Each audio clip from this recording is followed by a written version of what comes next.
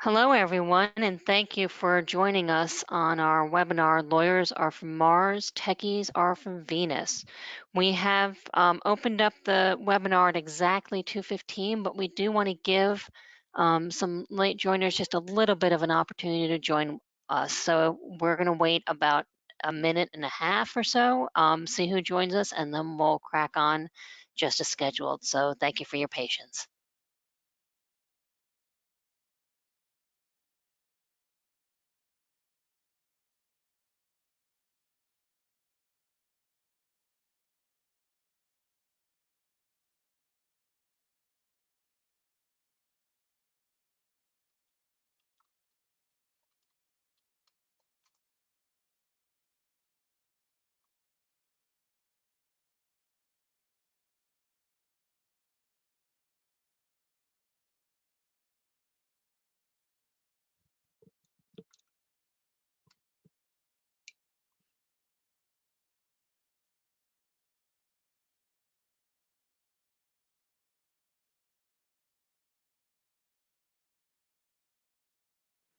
For those of you that are just joining us, we're going to wait another 30 seconds or so and then give it a start. So thank you for your patience. We'll start soon.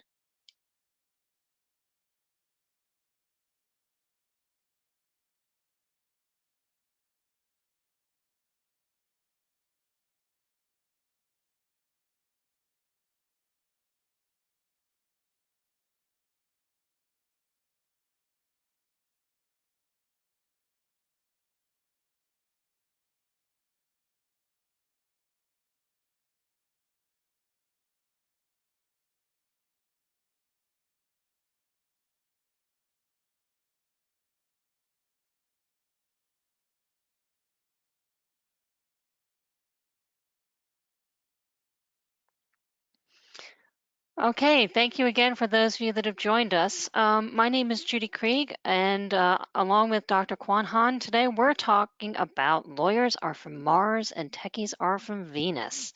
Um, this is, we want to give you an idea of what the faces to the voices look like. I'm Judy Krieg, I'm the one to the right. Dr. Kuan Hon is to the left. Kuan, do you want to say hello? Hello, everybody. So as you can see, Kuan has a far more impressive list of both technical and law degrees than I do. And that's why I thought it was a good idea for the two of us to be the ones to present today. We're both lawyers by training, both solicitors and New York attorneys. I'm slightly later to the technical expertise game because I'm currently studying for a master's degree, finishing up a master's degree in software and system security. But Kuan has, I think, more tech degrees than she does law degrees. But what we both felt quite strongly about is that in our day-to-day jobs as lawyers and dealing with the techies that we deal with, there's a clear language gap.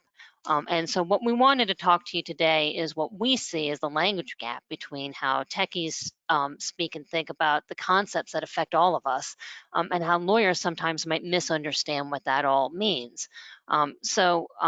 The idea today is to help you recognize where those gaps are and have an understanding of what you might need to ask, you might need to explore in order to make sure that you are speaking a common language.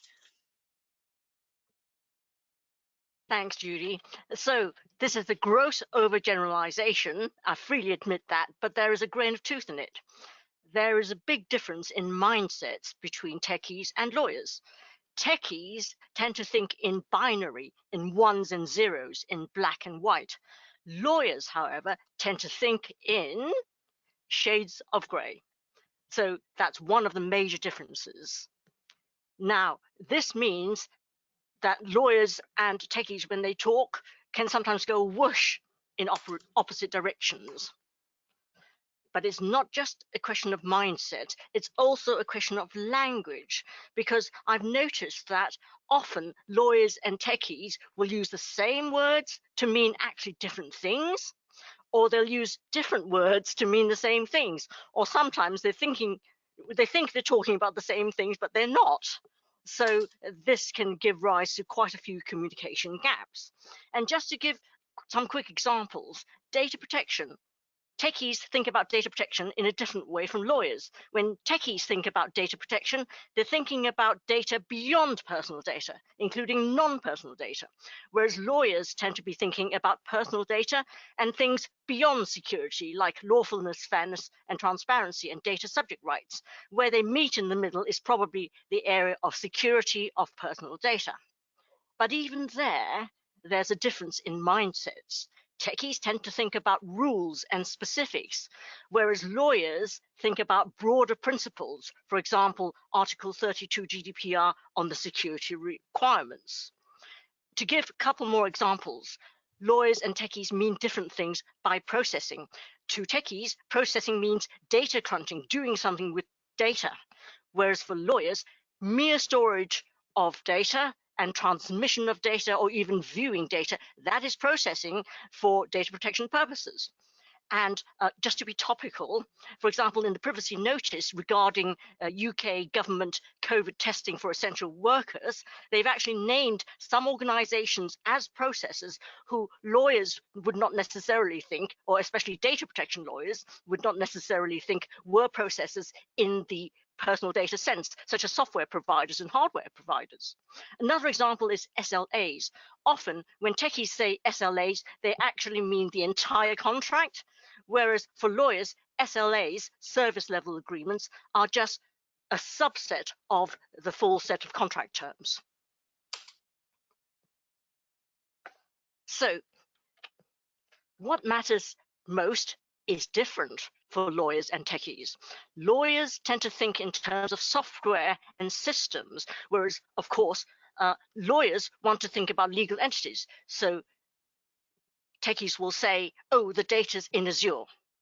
But lawyers will want to know which entity in the group has got the contract with which Microsoft entity, which legal entity in the group actually owns or is the controller of the data that's in this software system. And then another aspect, again, techies think about software and systems, whereas for lawyers, physical locations matter. Because to techies, actually, it doesn't matter where data is located or stored, but of course, legally, from a jurisdictional viewpoint, it does matter. And finally, on-prem and remote or cloud services, again, to techies, often it doesn't matter whether software or data is on-prem or in the cloud or accessed remotely, but of course, legally, it makes a big difference. And the final point I want to make here is that I suppose it's the approach to looking at legislation, because lawyers wouldn't think we can understand code. If you give lawyers some C++, they're not going to be able to understand it, and they're not going to be able to read it and think, I know what this software does. However, legislation is written in language like English or French.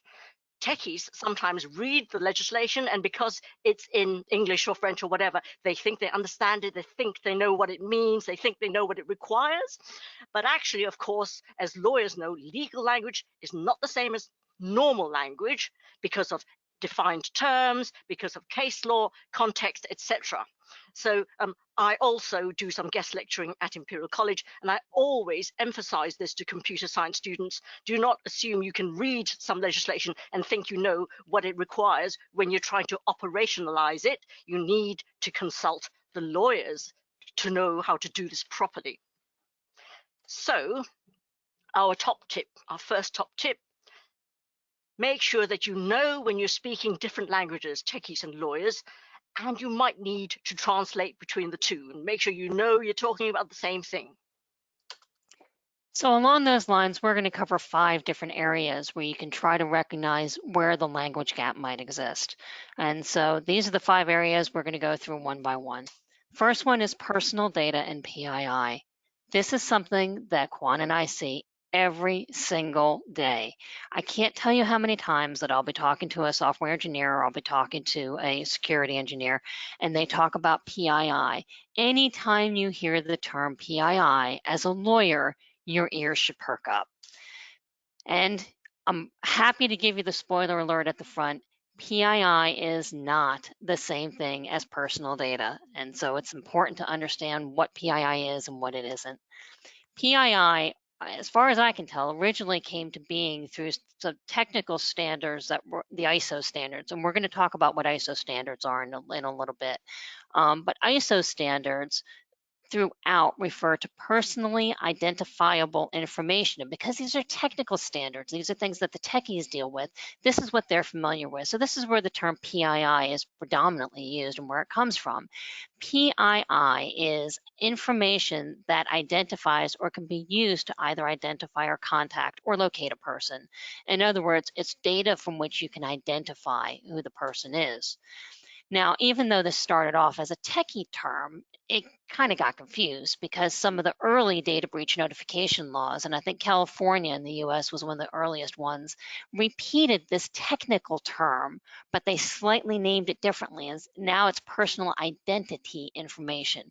Now, the California law has a very specific definition of what this particular type of PII is, and you can see it has to include either a first name and a first initial and a last name, plus other types of information, but it's information from which you can tell the person's name or how to contact them. And this particular notion of PII is actually carried through in a couple of other laws that we've seen. But again, it's a follow-on from the technical definition of PII, which talks about can you figure out who the person is from the data. So in short, and this is going to be an important distinction to bear in mind, PII either discloses or is likely to disclose the identity or the name of the individual or how to contact them. If someone mentions or uses the term PII, they're either likely to be an American or a software engineer or both. That's why I've got the little cartoon in the corner holding the American flags. But again, the idea is it's a name badge PII. The concept of personal data, which we see in the GDPR, is a much broader concept. And as the GDPR became an extraterritorial law, in other words, it governs more than just the EU, this notion of understanding what personal data is has become more and more important. The GDPR defines personal data in part as information relating to an identified or identifiable natural person. So off the bat, you can already see that personal data doesn't have to contain clues about the identity of the person. The rest of the definition of personal data, again, just shows how much broader it is than PII. It starts introducing the concept of being able to identify the person indirectly. And then most importantly, we see things like identifiers, identification number, online identifiers, all coming under the definition of personal data under the GDPR. It includes things like cookies, like IP addresses, and device identifiers. This is all types of data that would not typically come under the definition of PII. So that's why I've got this example of somebody shaking a hand and saying, nice to meet you, I'm, and then there's that number string. That's just an example of an IP address. And you think it's preposterous to think that if you saw an IP address, you would know how to identify someone, and you certainly wouldn't call them by that. It's not PII, but it is personal data. Personal data is even broader than that because it doesn't even require that you have the information to be able to identify them. It can still be personal data, even if you may not be able to identify them, but somebody else has a data set that can identify them. And a good example is a dynamic IP address. So a dynamic IP address is a specific type of IP address that is temporarily assigned to a person. And if you talk to techies and you give them the concept of dynamic IP address, they would never think of it as PII because most dynamic IP addresses, you can never figure out a person's name. However, because we know this from a law case that came out of Germany, under the GDPR, dynamic IP addresses are personal data. So a really good example of where personal data and PII diverge. Personal data and the broad concept has now been repeated under the new California Consumer Protection Act. So even if you're thinking that Americans only think in terms of PII, the CCPA is a bit of a game changer because now we're seeing laws in the US repeating that broader concept of personal data under the guise, in the case of the CCPA, as personal information. And the CCPA, by definition, includes unique identifiers and geolocation data that would not be PII under the California data breach notification law. So in summary, you've got a broader subset of personal data that includes things like IP addresses and location data and cookies. PII is a smaller subset within personal data, but really has to give you direct clues to the identity of the person involved. So how is this important? We'll come back to that example of somebody says the database doesn't have any PII. Well, the answer is not, okay, great, then we don't have to deal with the GDPR.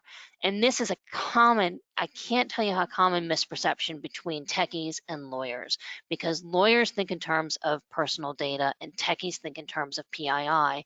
And what that means is, for example, if you have a data breach and as a lawyer, you go to a techie and they say, we're fine, there's no PII. Does that mean you don't have to notify the data breach? Not necessarily. All of those obligations under the GDPR for personal data, you're going to miss them out if it's a subset of personal data that's not included as PII. So our next top tip is this: PII is not the same thing as personal data. Anytime you hear the words PII, the term PII as a lawyer, your ears should perk up. And this is an example of where you have a language gap that you need to make sure that you're all thinking about the same thing. Our next topic is anonymous. One word, different meanings. Another place where the language gap comes into place. Again, almost on a daily basis, as a data privacy lawyer, you hear someone say, we use anonymous data for analytics. And this is important from a GDPR standpoint because, as we all know, anonymous data isn't included in the GDPR. You don't have to worry about the GDPR. So whenever somebody tells you they're using anonymous data, the thought is, okay, then we don't have to worry about the GDPR. But what does that word anonymous really mean? This is with apologies to anyone who hasn't seen the movie The Princess Bride, but this is a line from The Princess Bride. You keep using that word. I do not think it means what you think it means.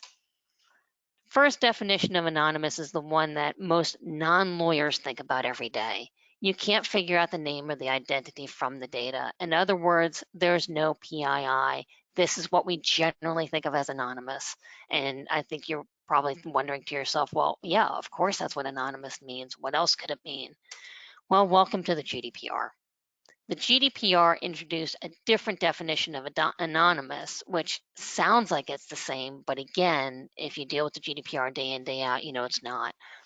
It doesn't relate to an identified person, and it basically is rendered anonymous in such a way that the person is no longer identifiable. That's a key distinction. So let's look at an example. This is an example from, I think it's the 1990s in the US. The state of Massachusetts decided, for the purposes of transparency, they were going to issue anonymized health insurance claims data. What they did is they deleted all direct identifiers. There was no PII in the data that they released. I mean, come on, it's health data. We want to make sure that we're not, revealing things about people that we shouldn't be revealing.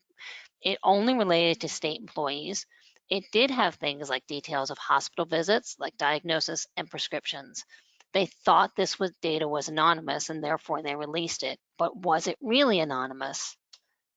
Well, the answer is no, because a researcher re-identified the governor of Massachusetts in the data set. Well, how did she do that? For $20, she bought the voter list, the registration polls that had only 3 data fields in it: full date of birth, zip code, and gender, along with name. And cross-referencing that voter list against the healthcare data that the state of Massachusetts released, she was able to figure out which of those records related to the governor of Massachusetts. So this is an example of anonymous not really meaning what you think it means. And the fact that even though the data set didn't have any names or identifying details, it was still able to be re-identified using another set of data. This concept of this type of data has been embedded in the GDPR under the notion of pseudonymization, not anonymization, but pseudonymization.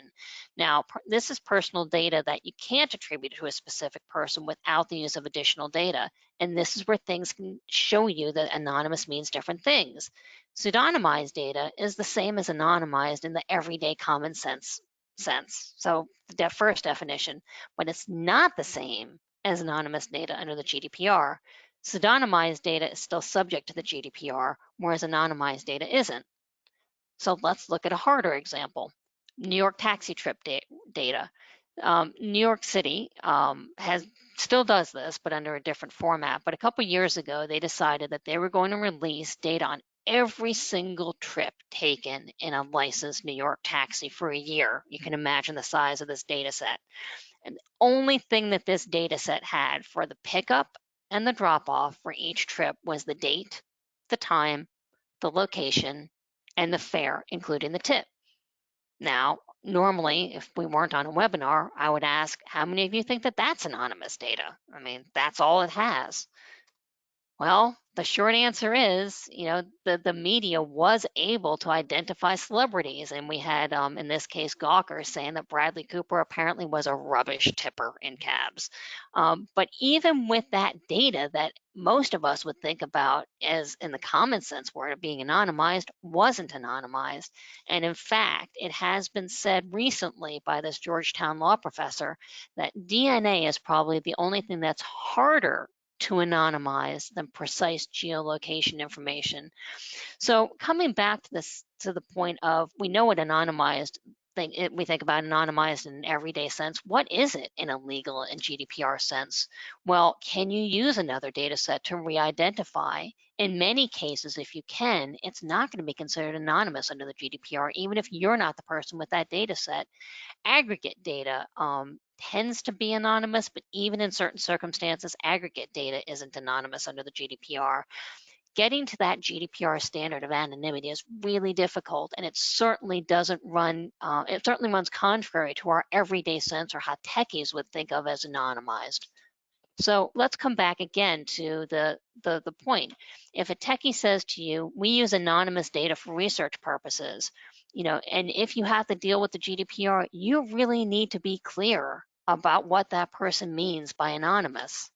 So our top tip number 3, anonymous doesn't always mean GDPR anonymous. And this is an area where if you're a lawyer dealing with GDPR and you've got a techie on the other side, you have to be conscious that you may have a language gap.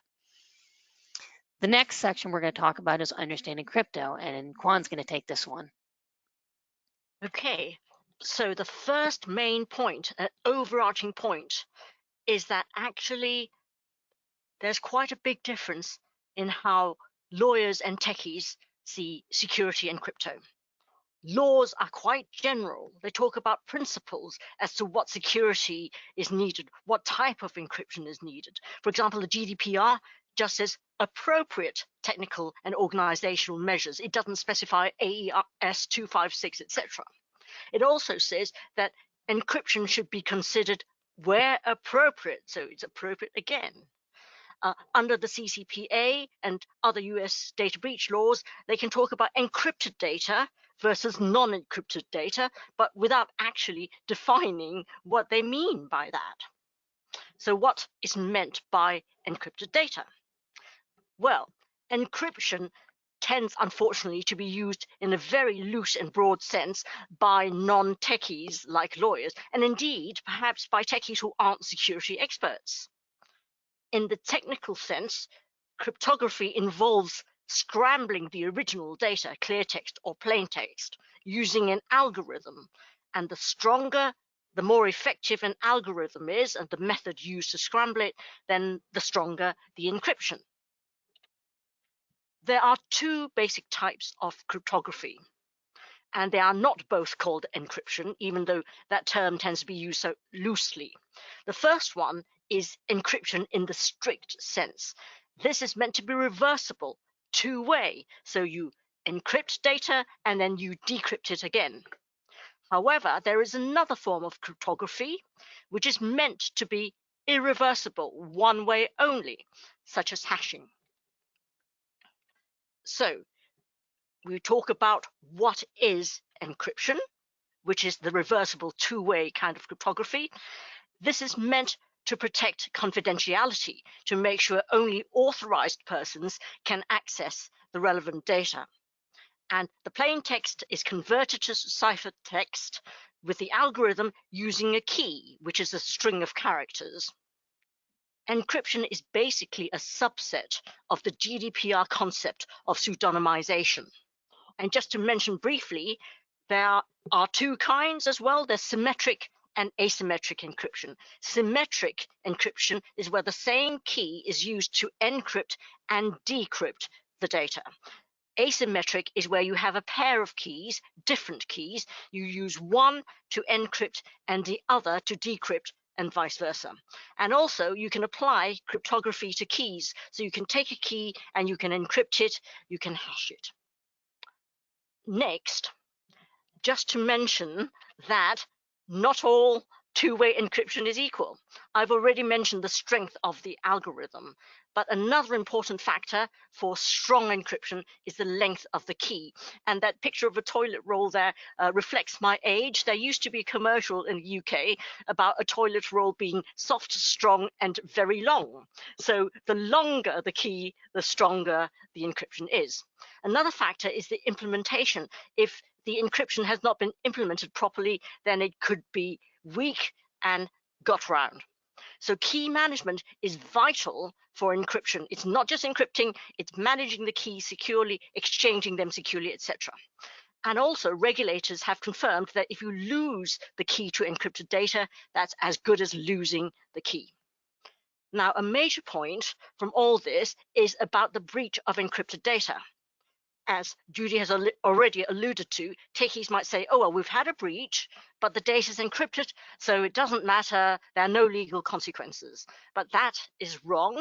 It still has to be considered by the lawyers. For example, the key could have been breached alongside with the encrypted data. There have been some fines in the UK in the past where attackers got in, they got the encrypted data, but the key was stored on the same server, so they got the key as well. And of course, there are issues like it could have been encrypted, but with a rather weak algorithm. So actually, that means it could have been reportable. Next, I want to talk a little bit about passwords because people do tend to confuse password protection with encryption. And encryption can involve passwords protection, but that's not necessarily the same thing. So, typical example, Windows. You can use a password to log into Windows, but that doesn't mean that the data that is kept on the device, on the disk, is fully encrypted. They are not the same thing. Somebody could take the disk out, put it into a different device, and then they could get in if the disk has not been encrypted. So just because you have to have a password to log in does not mean the data is encrypted. Another thing that crops up is, what's the difference between a password and a key?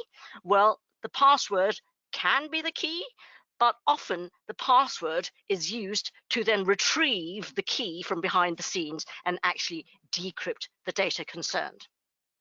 So next, what's about one-way cryptography? Hashing. It is not the same as encryption. I've already said the ICO, the UK Information Commissioner, has also emphasized this, that hashing is not encryption. It is meant to be irreversible, one way only. And it's used for a number of things. I mean, one is integrity, checking that the data is accurate and hasn't been altered. So if you send data and you send the hash of the data, then the recipient can actually run the same hash function on the data. And if their hashes match, then the data matches. And of course, it can be used in other contexts for matching data to make sure it's accurate and unaltered. However, it can also be used for confidentiality. So it is standard good practice to store passwords hashed. So you do not store the actual passwords themselves, you store the hash of the password. And you'll know if a company does that, if they actually send you an email saying, thank you for registering, and here's your password, then you know they are actually storing your password in plain text, not a hash, which is not a good thing. But the standard is you store the password hashes, and then when somebody wants to log in, you hash what they enter in the same way. You compare it to the stored hash, and if it's the same, then that's fine, you let them in. And at the bottom of the slide, there's a couple of examples using a hash function known as MD5. And you can see that the original text is on the left and the hash is on the right. And even one small change, lowercase, uppercase p, means that the hash is different. So the data is converted to a fixed length hash. Okay. However, hashing is not bulletproof. What a lot of bad guys will do is they will take, for example, dictionary words, run a particular hashing algorithm on them and then come up with a table known as a rainbow table, and then they can do a reverse lookup and find out what the original data was from the hash. And that is why it is also particularly good practice not just to store hashes of passwords, but to have what's known as a salt, which is a random piece of data that you store with the hash. And each user has a different salt. And this just makes it so much more difficult for the bad guys to actually figure out the original from the hash. Another issue, of course, is that hashing algorithms are not bulletproof. Some of the older ones, like MD5, have been broken. So if a company is hashing passwords using MD5, that is a no-no. That is not a good idea, because the hashes could well be reversed, even though it's not meant to be reversible. So next, how does the GDPR view hashing? Is a hash anonymous data? Well, not necessarily. It depends on what's done with it and how it's done. For example, sometimes hashing is used to match up data to know that it's the same person at both ends. So it does depend very much on the situation. And another point to bear in mind is, I've already said, if a company uses a broken and old bad hashing algorithm like MD5 as opposed to, say, bcrypt, that is not a good idea. It could still be subject to a fine and possibly even litigation if that data, that hash data using a bad algorithm, is breached. What if a company doesn't even bother to hash its passwords? Well, there has been a fine under the GDPR in Germany for a company which had various other security issues, but one was not hashing. And the regulator actually specifically said, if you are storing passwords unencrypted, you are breaking the GDPR. And of course, finally, if you have a hashing policy, it's important that it's actually followed. Again, there was a fine in the UK pre-GDPR, but one of the factors was that there was a policy to hash passwords, but they clearly hadn't actually done that in practice. So just to round up, our top tip here is, don't think that just because data breached is encrypted that there isn't a problem. The techies need to talk to the lawyers about this, because there could still be a legal problem even if it's quote unquote encrypted data. Thanks, Kuan. Now we're going to talk a little bit about security standards and certifications, which is a bit of an alphabet soup. So if you've ever had to deal with a security addendum, or if you've had to deal with these appropriate technical and organizational measures under the GDPR, you know that there's a number of different types of certifications that people may have or may claim to have, and we just want to give a very high overview of what that looks like. So I mentioned earlier ISO standards. ISO standards are created by the International Organization for Standardization. It is an international non-governmental organization, and it's made up of 164 separate standard bodies. For example, in the UK, we have the BSI, the British Standards Institute. Now, I was curious why it's called ISO, and if it's actually the International Organization for Standardization, and it turns out they made up that acronym to be standard across all languages. So just goes to show these people are serious about their standardization. ISO 27K, or the ISO 27000 series, you're going to hear a lot about if you deal with security of data. It's a whole series of standards. It's not just one. And so what happens with the ISO 27000 series, first of all, you have to pay money to actually get a copy of the standard, so they're not that accessible. But when you get certified to one of these ISO standards, that is by a third party. The third party will be accredited by the organization. By international security. By the organization that issued this standard. But if somebody claims that they are certified, that does mean a third party has actually come in and taken a look at it. In the case of 27001, which is a very common certification, it tests whether the management system, the security management system, has been properly designed and implemented and is in fact in operation. It does not have detailed requirements about things like what standard of encryption you need to have. It has to do with how the system has been designed and implemented. There is also a 27035 is a standard, an ISO standard for security breach response. However, this is separate from the GDPR requirements. It's just a standard that the standards agency has put out, which you can if you want to be certified against. SOC 2, if you've ever dealt with SOC 2, because now we've got, in addition to techies being involved, was actually created by accountants. So it was the American Institute of CPAs that created the SOC 2 certification. This is meant to be a security measurement on how you're handling customer data. It is a principles-based regulation, meaning that it has to deal with the 5 principles. Again, it does not have specific requirements in it. SOC 2 does have audit and certification options. If you have a licensed CPA, they will give you a formal attestation certificate if you actually comply with SOC 2 and they've said that you meet all the requirements. It does require ongoing compliance, but it is principles based, so it is not going to give you specific security requirements. It's just going to test how well you measure up against those principles. And again, these are independent CPAs, accountants, that are issuing the attestation certificates. PCI DSS is different. PCI DSS is is issued by the Payment Card Industry Security Standards Council. That is an industry group, but its members are the major credit card issuers. These are security standards around the handling of payment card data. Now, the reason why I say PCI DSS is different is because it does have specific requirements on how you need to handle payment card data. And this leads to contractual requirements. Like, for example, you can many times commit in a contract that you will comply with PCI DSS. So we're no longer talking about high-level principles. We're talking about specific requirements. There are fines that can be issued by PCI for non-compliance, although they're not made public. But most importantly, if you don't comply with this standard, the industry group can say you can no longer accept payment cards. That's a pretty significant problem that you can have. This is separate from any GDPR fines. We're not talking about security measures under the GDPR. We're specifically talking about whether you meet the specific requirements of PCI DSS. Now, there's different levels of PCI DSS. You can either self-assess that you comply, or depending on how much credit card data you handle, you may need an external assessor to confirm that you're complying with PCI DSS. And then finally, we just wanted to mention very quickly CSA STAR. This is for cloud security providers.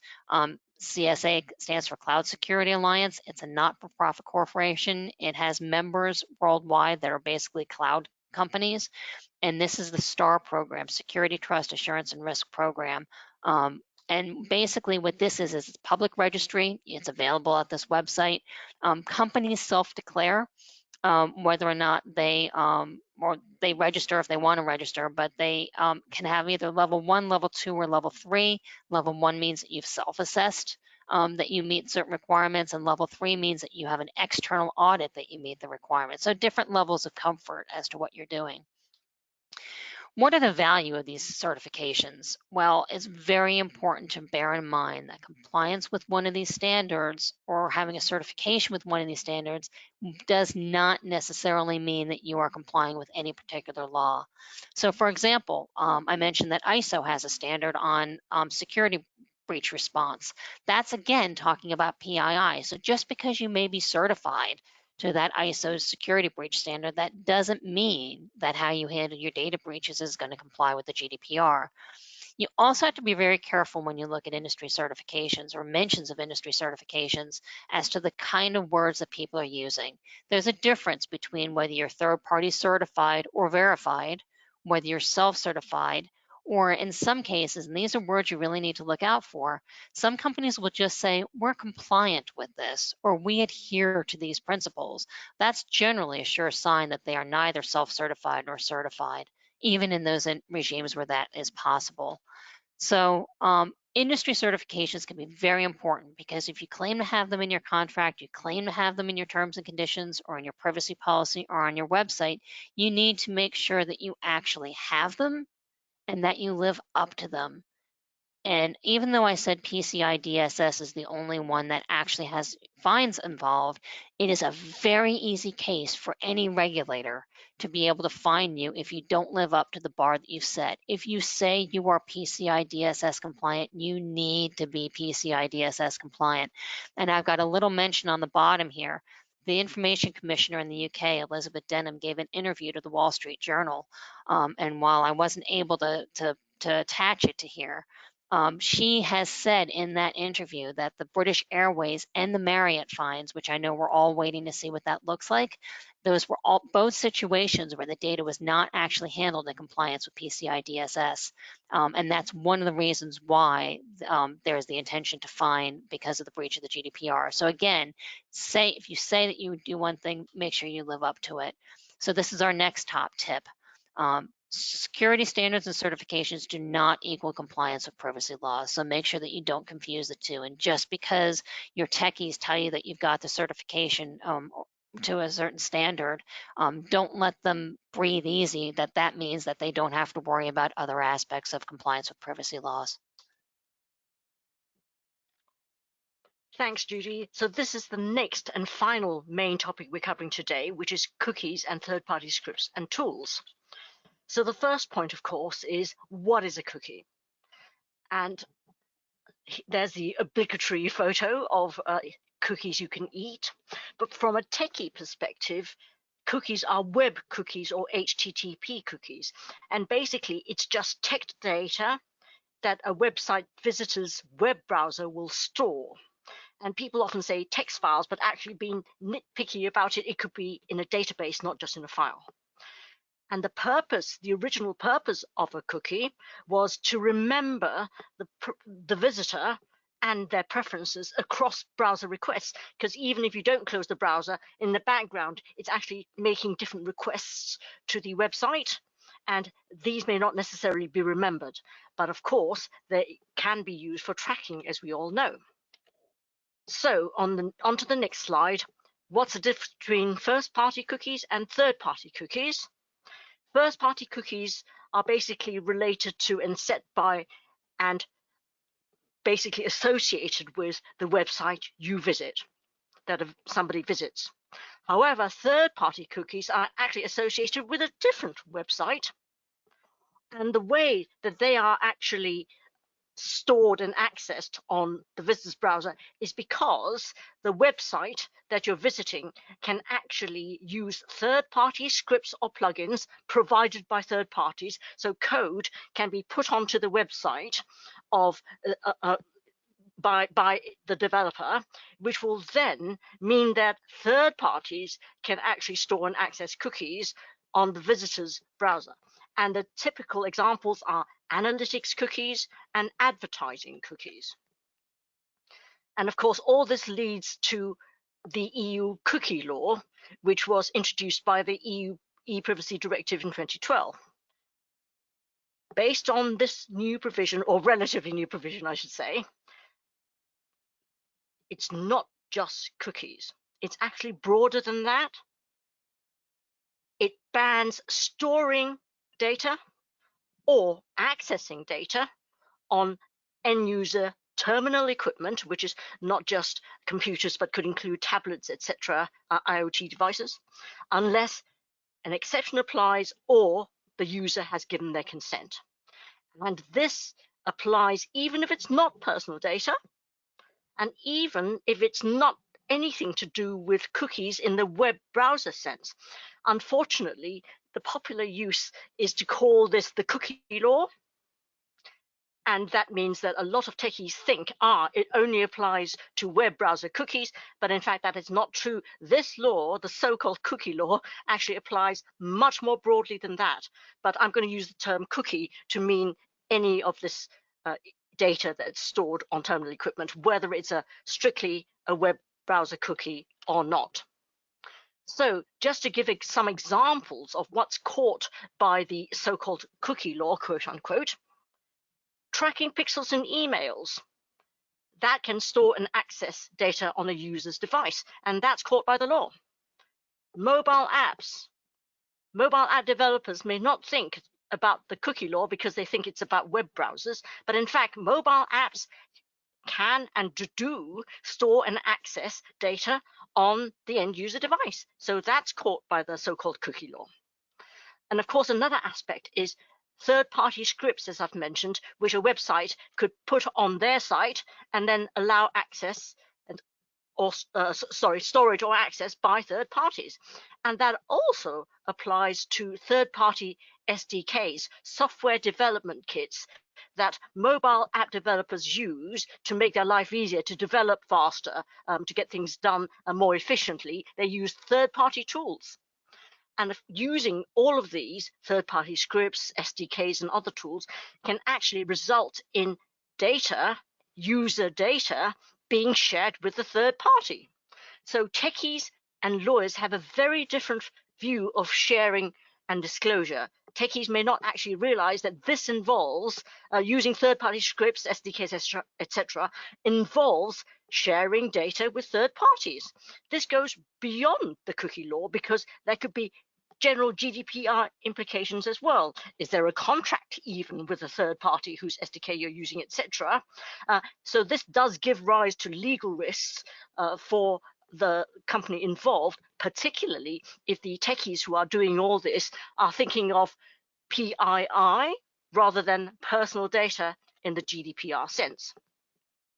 So on to the key exception for the cookie law. You don't need consent to store or access data on end user device if this is strictly necessary to provide the service requested by the user. However, lawyers and techies may have different views about what is strictly necessary. So techies might think, well, this is necessary because we need analytics.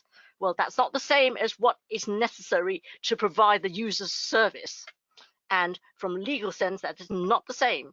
Analytics cookies are not necessarily strictly necessary, although different regulators have slightly different views about first and third party cookies, and some are more relaxed about first party analytics cookies. Then another example is advertising. Techies, and indeed more broadly, people in a company may think, well, it's necessary to have advertising cookies because we are funded by ads, so we can't provide the service without it, so it's necessary to have advertising cookies. But again, from a legal sense, that is not necessarily the case, and regulators would very much disagree on that sort of thing.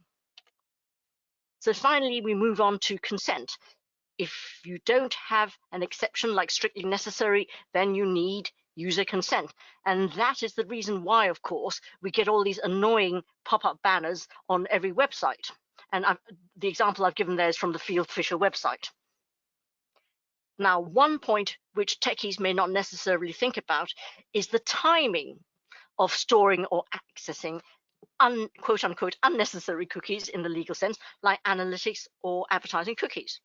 Strictly, they should not drop or access any cookies, unnecessary cookies, I should say, until the user has done something to indicate their consent. But of course, this does not necessarily always get implemented in practice. And indeed, in some cases, the company is actually deliberately taking a risk-based approach. They're deliberately dropping some cookies, like analytics cookies, but not others, like advertising cookies, until there is an indication of consent. But then they're deliberately taking a risk in that situation because they think the benefits are worth it. So, to end with the last top tip here, what is necessary, what cookies are strictly necessary, including third-party ones, etc.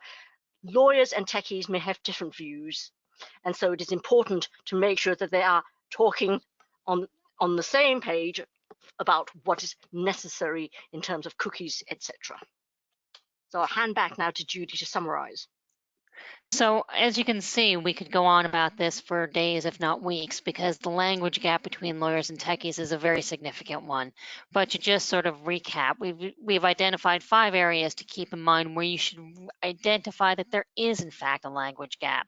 If somebody mentions PII, realize that's not the same as personal data. Recognize that using the word anonymous in the legal sense can have a very different meaning than in the common sense, common everyday or techie sense.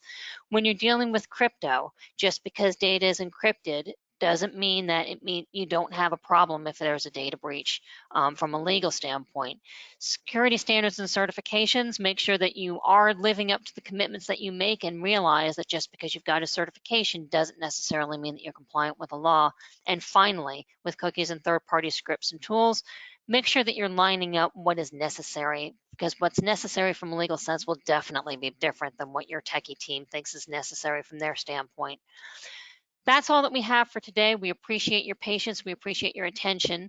If you do have questions, please do feel free to reach out to us. We appreciate everyone joining us from wherever you are in this time of isolation, and we hope you all still stay safe and healthy. But thank you again.